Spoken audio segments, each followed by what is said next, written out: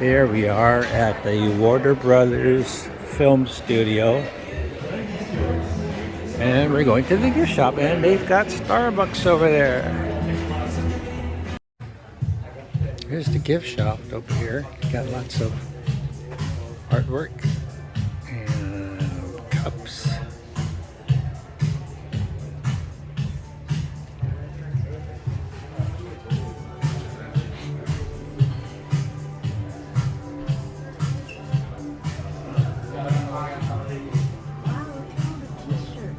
You can get a t-shirt over here.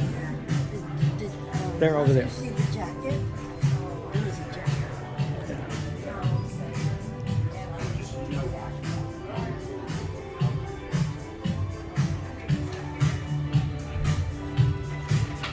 Lots of Batman stuff over here too. Oh, Batman knapsack.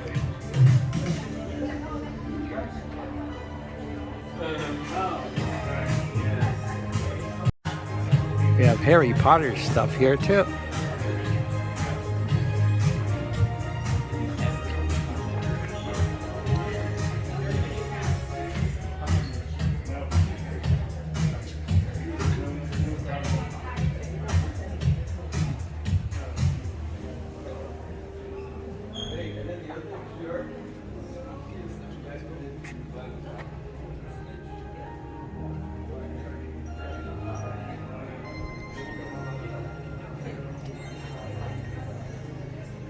And we have lots of Warner Brothers memorabilia here.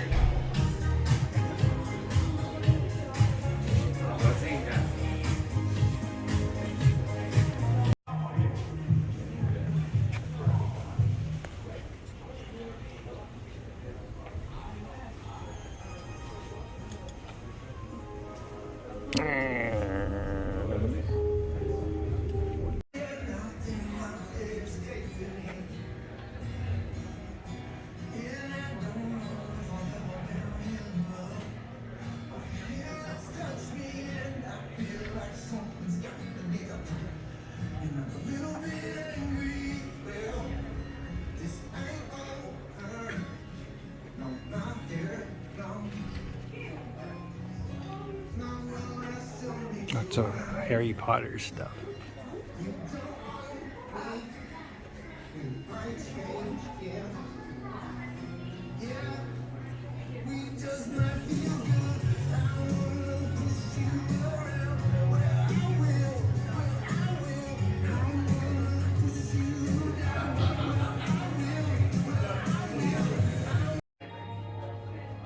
More merchandise. Friends.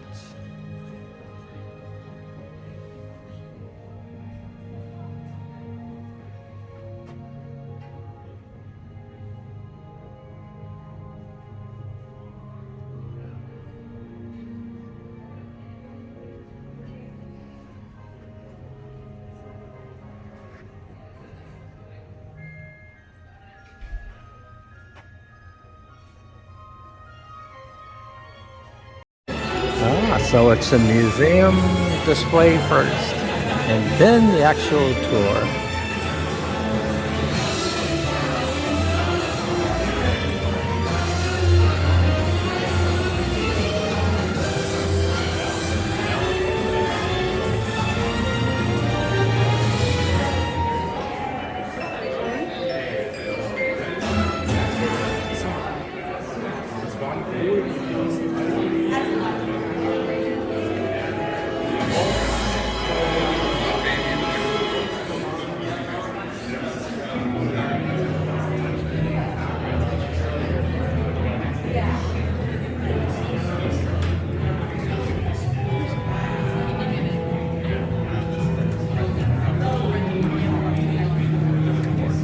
Classics.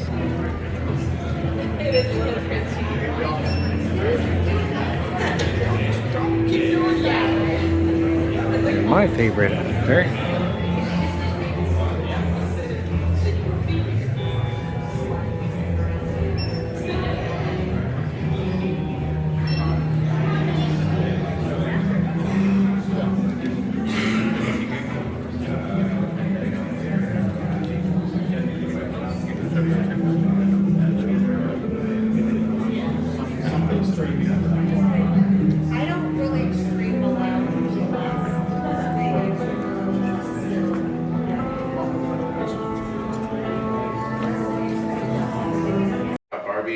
come and go as you please. You just need me to let you inside with my ID, so just let me know.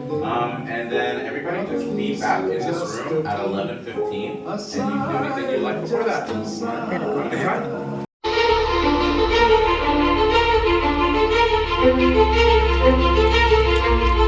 Have you ever seen anything like this? No. Wow, look at this! Standing on the back line. This is where the magic happens. That's calm. We call it Gojira. Well, trust me, just monstrous and good PR. Before Warner Village was here, this used to be a cowboy town. That cowboy town was built in the 1950s for our first successful TV shows. These are the shows Cheyenne and Bonanza. And these shows were really big hits. It allowed us to film other cowboy shows here on the street. We filmed shows like Colt 45. We filmed shows like Maverick. And then we filmed some Western and Western adjacent movies over here as well. This was used in the original Westworld movie that the new show is based off of. And Laramie Street was also the center of Rockridge for the movie Blazing Saddles, directed by Mel Brooks. Oh. This would have been the main street of the town, and this is where that big, strong guy named Mungo punches out a horse. Now, we don't really make a lot of Westerns anymore. Westerns haven't been popular for a really long time, so we decided to tear down our Western set at the end of the 90s and replace it with a nice suburban neighborhood that you guys see here. And nowadays, the thing that films here the most often is going to be sitcoms. Sitcoms really, really like this street. You can see the street in The Big Bang Theory. There's an episode where Sheldon, he needs a ride to the store to return some sheets he doesn't want. And the only one who's around to give him one is Wallowitz on his moped. And they go down this street here. And there's a bunch of speed bumps on the road. And Sheldon has a very bad time. This is also in the show George Lopez. There's an episode of George Lopez where George joins the neighborhood watch and he watches this neighborhood. And most recently we used this street in Abbott Elementary on ABC. For an episode of that show in season 2, Gregory and his dad do some landscaping together in front of these houses. Now for any of these shows that I mentioned, or any show that films here on our lot, you're never going to see the actors, you're never going to see the camera follow the actors into any of these houses. There's always going to be a cut before you see the inside of the house. That's because we don't use the inside of these houses for filming, but there's stuff inside of them. If you were to walk into these houses, you would see cubicles and you would see whiteboards with story ideas on them. Because these are writers' offices for different TV shows. So you can see in House 187 over here, there's a big sign that says Night Court on it. This is where they were working on the Night Court reboot that's currently airing on NBC and on Peacock. We like to take the actual office buildings that we have to build here on our lot for various reasons and disguise them as other things so that we can use them over and over again in production. House 187 is actually the most used house on the street. That's Hannah's house in Pretty Little Liars. Currently, we're also using that house in a sitcom we do called Bob Hart's Abishola, which is a show that airs on CBS, with that being the outside of Bob's house. And we've used that in the newer Muppets movie, the one that starred Jason Segel and Amy Adams. That's the house where Jason Segel and Walter the Muppet grew up inside of it. Huh. Okay. And then across the street over here, I like to mention this brick house, and I like mentioning this house for two reasons. One, these are the young Sheldon offices. This is where they work on that show inside of here. But two, that's not real brick on the outside of the house. So this is a really, really good example of those skins I was telling you about, where if you look really, really carefully at the brick, you can see where it's sort of peeling and bending and folding in ways brick shouldn't be able to do. It doesn't need to be real because when you're on... And then underneath of the bridge portion on the left side, we use this as a bus station in New York City for Gilmore Girls. This is where when Rory goes off to New York and she's trying to meet up with Jess, she asks a bunch of random New Yorkers for directions over here. And then the right-hand side, this little interior lobby space you guys see here, this is used as a fancy restaurant for an episode of the show The West Wing. And this entire building was used in 2021's Space Jam: A New Legacy. Yeah. This is where LeBron James drops his son off at video game camp at the end of that movie before he goes and he hangs out with Bugs Bunny. Now, one other cool thing about this building is it actually has something in common with Warner Village besides it being an actual office. This used to be a completely different set. It used to be a castle. Back in the 1960s, we built a castle over here for a movie we made called Camelot, which was a big, lavish musical that starred Richard Harris, who plays Dumbledore in the first 2 Harry Potter movies. And much like with our cowboy town, we got to a point where we just weren't using our castle set very often. So we tore the castle down in the 80s and we replaced it with this nice actual office building that we can use both for filming and that we can also use as an actual office space. Fun bonus fact about Camelot. Camelot was actually the last movie that one of the 4 original Warner Brothers ever worked on, where they either retired from the company or passed away. So we were founded by 4 actual brothers, and so we're not just using the name for fun around here. And those brothers ran this company. It was owned by the family from 1923 all the way to 1969, so for over 40 years. Wow. Any questions about either this building or Warner Village? Spectacular. Okay. Inside of this building, we have costumes from all of Warner Brothers history. So you're going to see some costumes on display here. All those pink costumes there, those are all inspired by Barbie. What? Those aren't the actual costumes from Barbie, because the actual costumes from Barbie, you guys already saw. Those are all in our lobby. So think of these costumes as like the first drafts of those costumes. These are their kind of conceptual versions when they're doing proof of concepts and also to get measurements for all the actors. We want to hang on to all of these because these make great museum exhibits for later, but also we might be able to use them in either if Barbie gets a sequel or if we want to just use them in something else. So we like to have all of our options around. Now, like I said, we have costumes from all of our history. The last dress in that window display, that long, white, beautiful dress right there, that dress is from Audrey Hepburn's My Fair Lady. Oh. Inside of here, we have copies of every Batman costume from Adam West all the way up to Robert Pattinson. We have copies of Gene Wilder's Willy Wonka costume inside of here. We have copies of James Dean's red leather jacket from Rebel Without a Cause. In total, there are over 850,000 costumes inside of this building. Now, unfortunately, we can't go inside of here today. So what I'm going to do for you guys instead is as we drive up our front lot, I'm going to play you guys a little video that will give you a taste of what the kind of the inside of this building looks like. You guys will get to see a bunch more of these costumes in our museum exhibits. The character is sawing the tops off of them as he walks down the streets. Alright, come on over this way. So a series of fake ones. So these are some of the real fake Maltese Falcons. These are some of the most valuable movie props in all of Hollywood history. They once sold one of those Falcons off at an auction for over $17 million. And then if you look over here, you're going to see this moped. This moped is used in the Jim Carrey movie, Yes Man. This is the moped that he drives with. Oh yeah, that's cool. When did they use that one? The old real.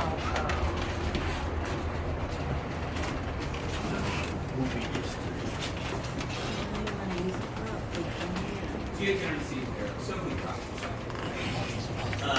That video that I showed you guys about the costume department, so you have like inside of the football field. So it's this building, and there are 4 floors in this building. Each floor is the same size.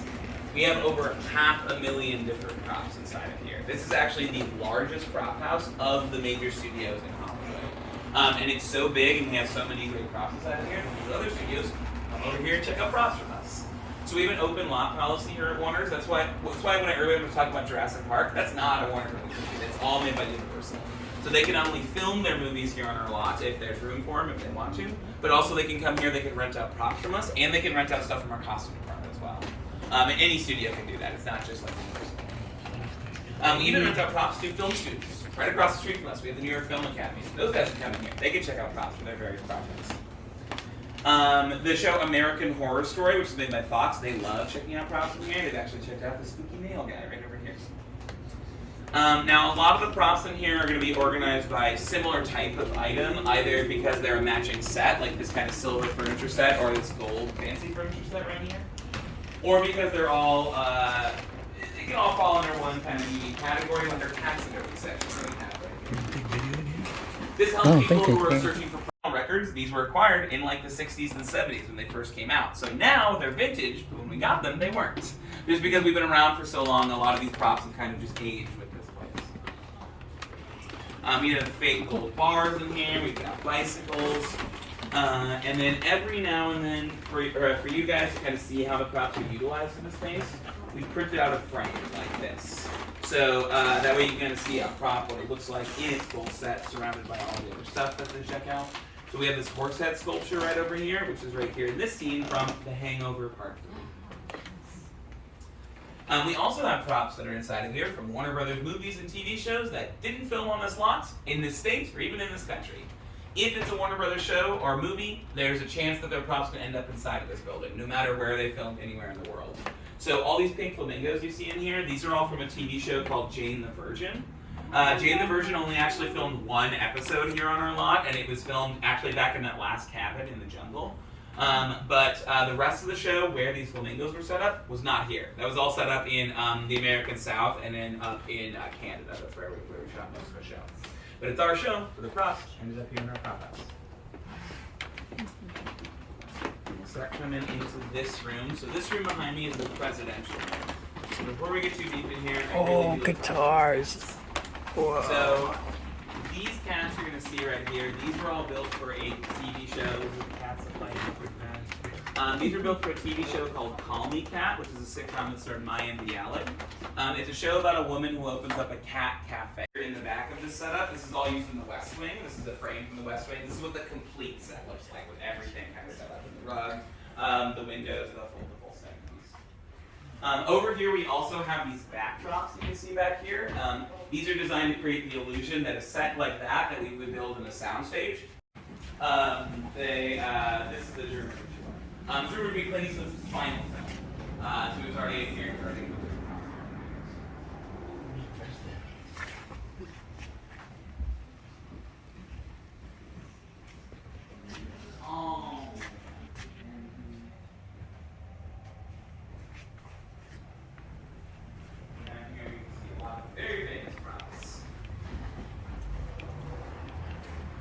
So at the end of the hallway here, if you look up, you're going to see a bunch of presence of the actors being surrounded by a bunch of Hugo Weavings. So they made a bunch of these mannequins and spread them out across the set as well. The Matrix movies, another big series of movies that we made, like Harry Potter, that did not film in this country. All of the Matrix movies actually filmed in Australia. That's also for my fans of Elvis. That's actually where all of Elvis filmed, is in Australia. Baz Luhrmann, who directed Elvis, is from Australia, so he films most of his movies over there. But later today, in part 2 of the tour, I believe we still have some of the costumes from Elvis.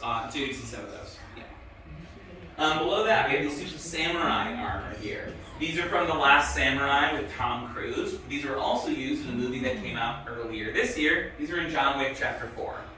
The Last Samurai. I call this the scariest room because another tour guide told me a story about walking through this room with a tour when an earthquake hits.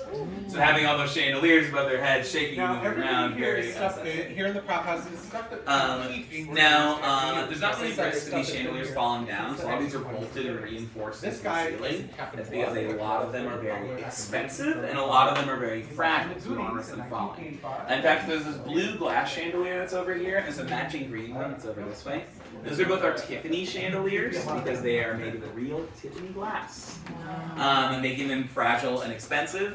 Each of those chandeliers costs about $1 million, and because they are so fragile and expensive, we don't rent them out that often anymore. One of the last things to use them was Batman and Robin.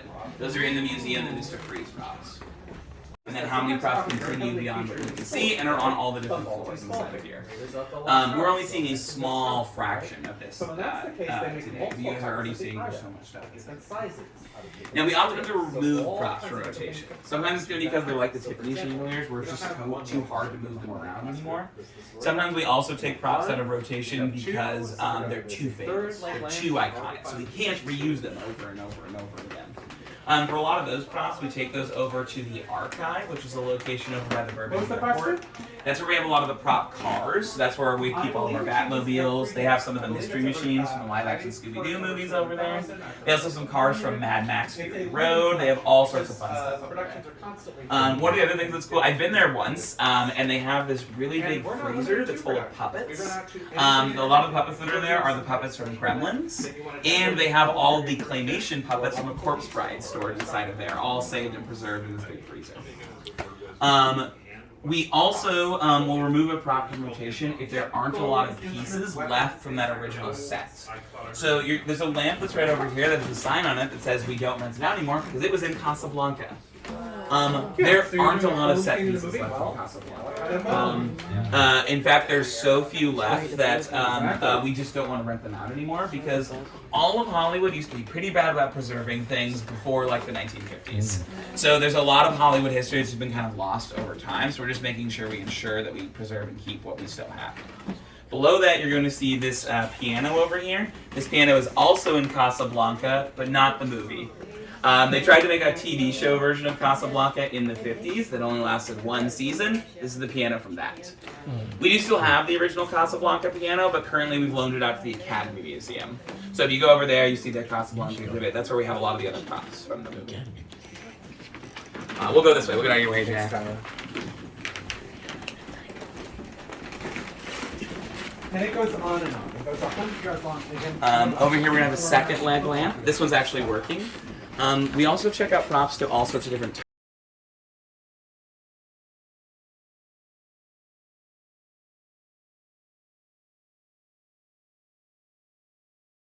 African-American director for a Hollywood studio movie.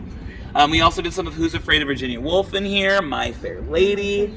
This is the original Ocean's 11 with Frank Sinatra and the Rat Pack. And we did some of Rebel Without a Cause. This is the Star is Born with Judy Garland. And Casablanca also filmed inside of here. Casablanca was actually such a massive production when it filmed on this lot back in 1943. It took up 10 of our sound stages to film. We have 31 sound stages now, so that would have been 1/3 of what we have today. And then for TV, Pretty Little Liars filmed inside of here. This is where they actually had the inside of Allison's house. We also, inside of here, did some of Without a Trace, the police procedural, and Jimmy Stewart used to host a variety show inside of this building. Now, this hasn't been updated in a little bit. One show that has filmed in here since is going to be the show Lip Sync Battle that aired on Spike TV.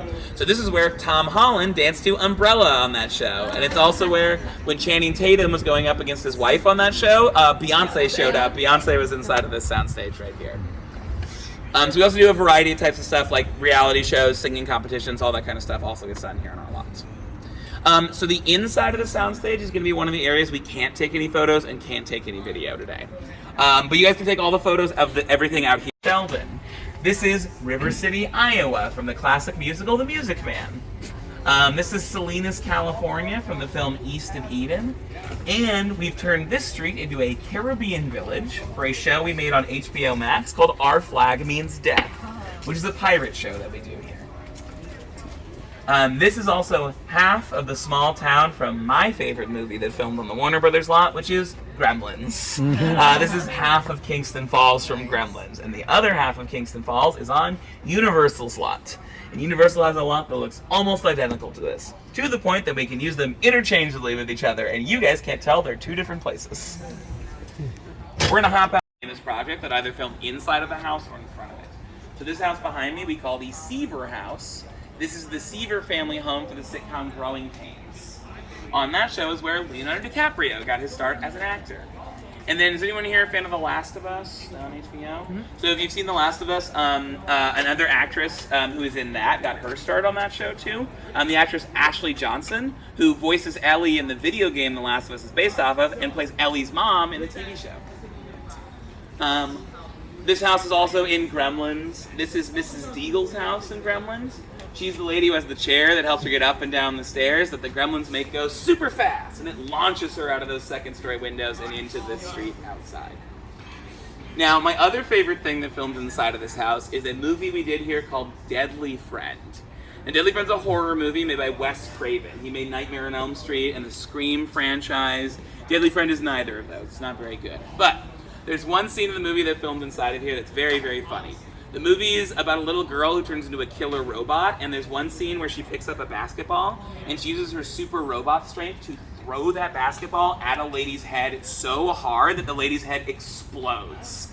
It's really, really funny, and if you look up Deadly Friend basketball scene on YouTube, I highly recommend. It's the only part of the movie you need to watch. And it was all filmed inside of this house right here. It's also all done with practical effects. It's great. It's wonderful. Come down this way. Cool. What's this Suki? Neither. This house is also in the movie and it's used as Boss Hogg's house for the Dukes of Hazzard TV show, which filmed on this lot in the 80s. Now, one thing we do here a lot, and I kind of talked about this when we were back over in the jungle and I was talking about that first cabin, is we'll often use multiple sides of the building as multiple different locations for the same show or the same movie. So I'm now going to take us to the backyard of this house and we'll see a completely different house. Back of the house right here. This is the front entrance of Lorelei's house in Gilmore Girls. This house is another practical set, so they used the inside of it, but the inside of it was also his house. The back portion over here was treated as a facade for Lorelei's house, and then they built a whole full house inside of it. We did this exact same trick with this exact same house for East of Eden with James Dean. The trick we've been doing for a really long time. With the front of the house being his best friend's house, the back of the house here being his love interest house for the film. There's also Spencer's backyard for Pretty Little Liars. In fact, that barn over there was built for Pretty Little Liars, and we just liked it so much that we kept it around. And then the porch was also expanded for Pretty Little Liars to make it feel more like a backyard porch. So when Gilmore Girls came back to do the year in the life seasons, they had to hide all the porch extensions behind a bunch of fake plants. So the set looks different between the two shows. That's the reason why. I also told you earlier there would be one spot here in our lot where there's fake plants. That's this right here. This is fake grass. That's the only fake plants you're going to see today at all. Sheldon, with Bower Hall being Sheldon's where he goes to class, and then Hudson Hall is going to be his dormitory, the exterior of it. The dormitory over here, Hudson Hall, this is also used in Rebel Without a Cause. This is the police station. When James Dean gets arrested in that film, he's released and he walks down, there's a set of stairs covered up by those AC tubes right there. And then for my Sex Lives of College Girls fans, this is where when Leighton comes out to her dad, this is the restaurant they use, or the exterior of it. If you're fans of Full House, Fuller House here. Look right ahead of us. House with the red door on it. This is a replica of the house from Full House and Fuller House. So it's not actually the real house, because the real house is a real house in San Francisco that real people live inside of. And those people don't like to be bothered by tourists. So we built a replica of the house here on our lot, so there's always a version of the house that exists that people can take photos of and enjoy. But they didn't film either Full or Fuller House in or in front of this house at all. Okay, so this street right here, this is going to be our French Street. French Street here is named specifically after this corner building here, what is now called Cafe Tabitha. This building was once called Cafe Pierre for Casablanca. This is where they film the flashback scenes in Casablanca, where our characters first meet, where they first fall in love. When they say the line "will always have Paris," they're referring to this set right over here. This is the only set from Casablanca that exists anywhere in the world. All the other sets for that, like I said earlier, have just been lost to time. Now, on a related note to that, across the street, you're going to see this light blue building here with the white trim. This building's in the movie La La Land. In La La Land, that's the cafe where Emma Stone works at the beginning of the movie. Now, at one point during the film, when she begins giving her tour to Ryan Gosling, she points across the street to this dark green colored building over here, and she says, "Look, that's the last part of the Casablanca set." She's pointing at the wrong building. She points over there. She should be pointing over here. So if you watch that movie back, you now know that she's looking at the wrong thing, which is why in that movie she's a barista and she's not a tour guide. This same side of the street over here is the outside of Leonard, Penny, and Sheldon's apartments in The Big Bang Theory.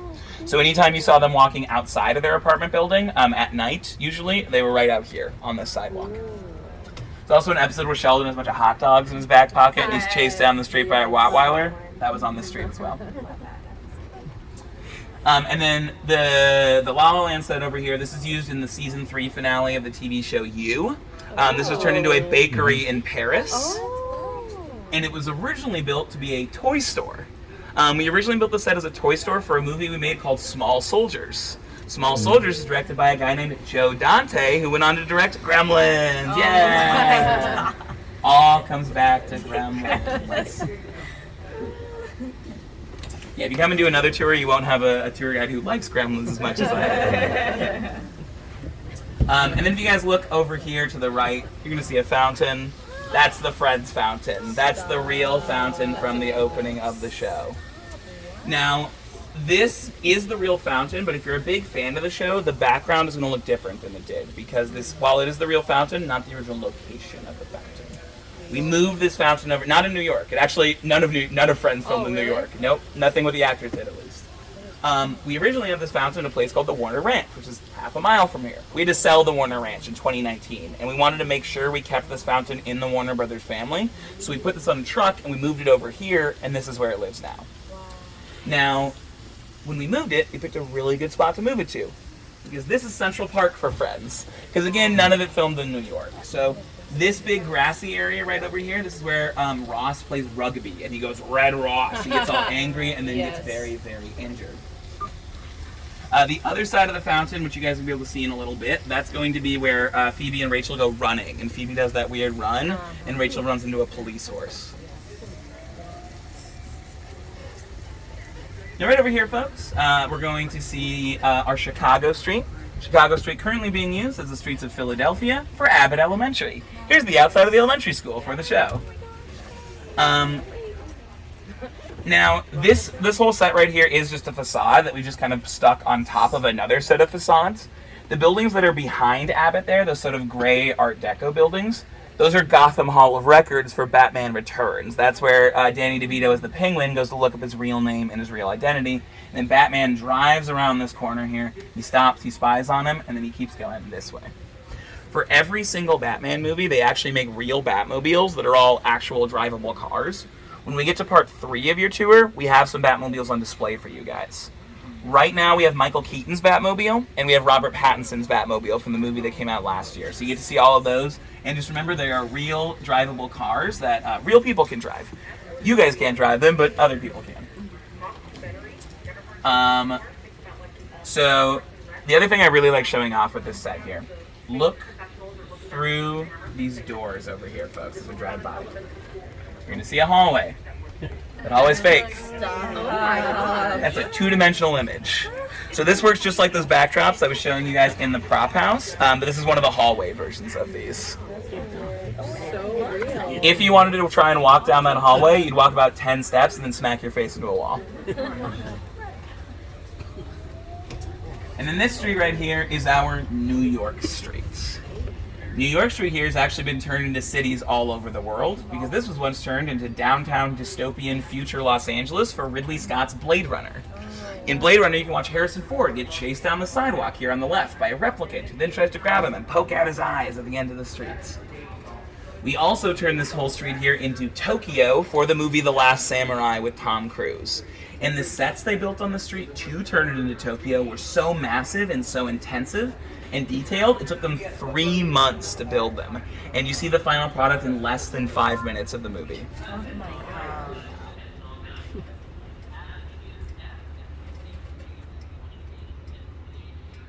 Cool, awesome. Doesn't matter for us. As child stars. This theater is also in A Star is Born, the Judy Garland version from 1954, not the Lady Gaga version. And it's in Friends. This is a theater in Friends where Joey, he has his first big movie premiere. He brings Chandler to that movie, and then Chandler falls asleep while they're watching it. Now, did anybody here see the new Avatar movie that came first season in here? Because they had to wait for another show to finish before they could move in. That show was Full House. So Full House and Fuller House filmed inside of Stage 24. And do we want to know a fun secret? They just did reshoots for Aquaman 2 inside of there. And I say secret with air quotes because it was a secret until Jason Momoa spoiled it. While they were filming, he actually walked out of those doors right there while the tour was going by, and he said hi to that tour, and he did a video of himself doing that onto his Instagram account. So then everybody knew where they were filming inside of that soundstage. And the other name soundstage I'm going to show you guys is the Big Bang Theory soundstage, Stage 25, right across the street. This is where they filmed every seasonal season of the Big Bang Theory. All 12 with almost 300 episodes. Wow. And this is another thing I'm going to show you guys, this is the thing I'm going to let you guys know about. So you see all those folks taking photos on the couch in front of the fountain. You guys are going to get to do that, but just not on part 1 with me. Once you're done with part 2, there's going to be a shuttle that'll take you guys over there, and you can get out, you can take lots of photos. Now, we have the final thing I want to show you guys before we wrap up the guided portion of our tour.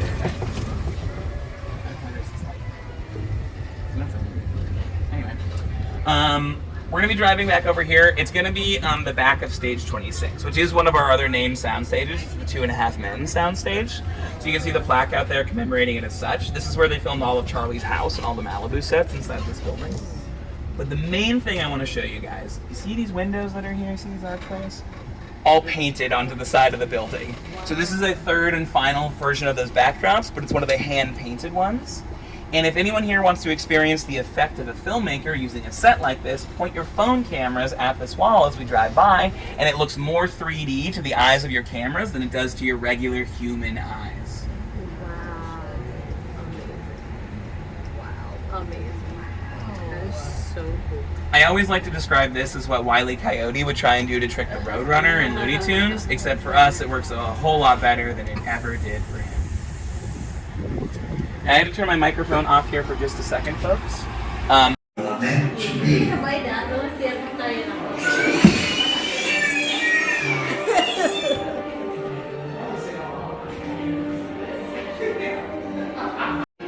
Aphrodisiacs.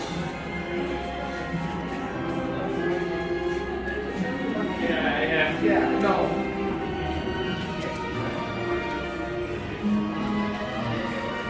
Try some on and on that. Oh, wait, should you give me a card? Sure. 2 on 2.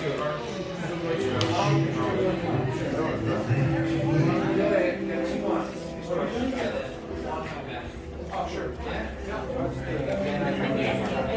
Hermione's one. Tim, here's a little Tim. Hi, I'm Paul Harris. I'm one of the faculty in Harry Potter and the Order of the Phoenix. Along with the director David Yates, created and developed a physical language fighting for the one known and the one combat.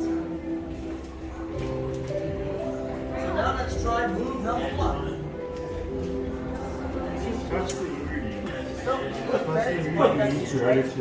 Oh, is it like this? Right arm.